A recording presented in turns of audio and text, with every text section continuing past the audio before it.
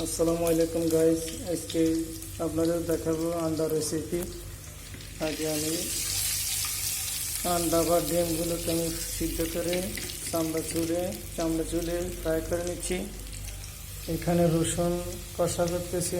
রসুন একটু কষানি হয়ে গেলে এবার পেঁয়াজ দেব। একটু সাথে থাকুন।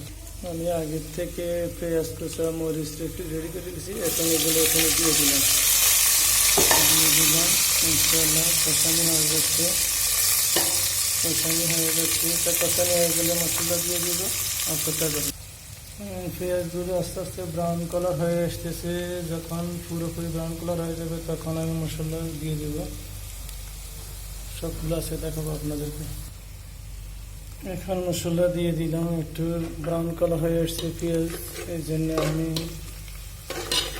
1 চা চামচ হলুদের গুঁড়ি, 1 চা চামচ মরিচের গুঁড়া, এবার 1 চামচ জিরার গুঁড়া, 1 চামচ ধনিয়ার গুঁড়া দিয়ে কষিয়ে নিচ্ছি একটু।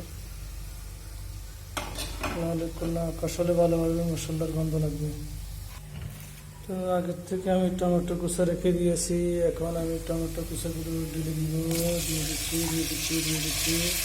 দিয়ে দিলাম। এরপর এগুলোকে আমি মিশ্রিত করলাম। মশলা পেঁয়াজের সাথে যেগুলো মিশিয়েছে, ইনশাআল্লাহ এগুলো ভালোভাবে কষালে এরপর ডিমগুলো দিয়ে দেবো। ইনশাআল্লাহ তারপর হয়ে যাবে। সাথে থাকুন, পরবর্তীতে আরও জানানো হবে। আসসালামু আলাইকুম।